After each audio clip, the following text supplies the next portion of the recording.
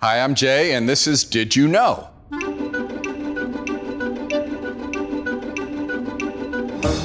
It's so great to be with you here in the church. The church is a very special building. It's a little different from other kinds of buildings that you might be in. It's different from your home. It's different from your school, because all over the church, all over the building, are ways that we tell the story about Jesus and about how much God loves us. So one of the biggest ways is up here. We call this a reredos, which is a word probably that you only use in church. And it's got, you can see a whole bunch of different people, including Jesus as the king ascending to heaven, and then Jesus down there at the Last Supper. But every bit of it is meant to tell a story, meant to help us think about who God is and how much God means to us. So the reredos, when you come to church, just come either early or before or afterwards and have a close look at all the different stories that you can see, all the different people that are in there. It's just awesome.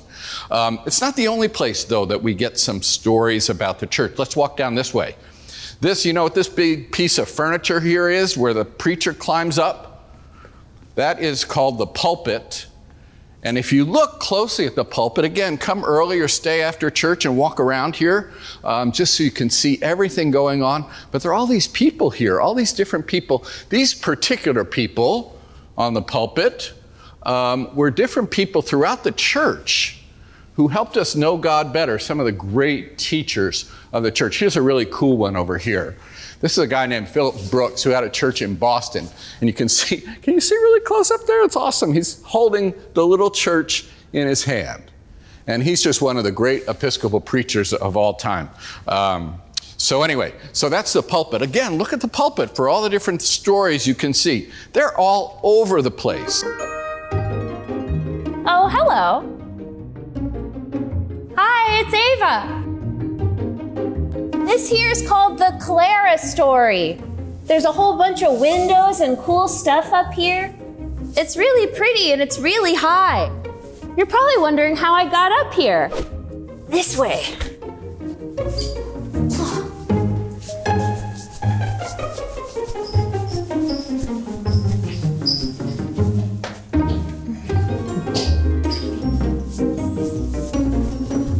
Then I climb a ladder. Not so hard. Pretty neat, huh?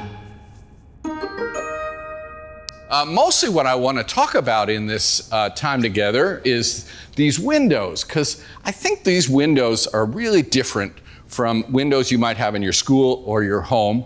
We call them stained glass windows, and they have little bits of color in them, and they all tell stories. They go way back in the life of the church when they had cathedrals. And you know why they had these windows?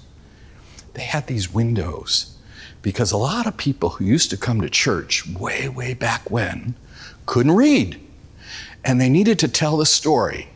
And they might listen to the sermon, but you all know sometimes we don't listen to the whole sermon or get the whole story. But if you could look at the windows, they would tell you a story.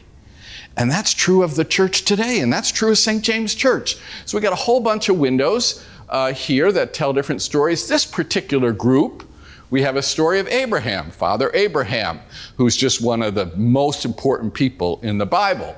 And then we have Jacob, who was one of his descendants, and he had 12 kids, and they were called the 12 tribes of Israel.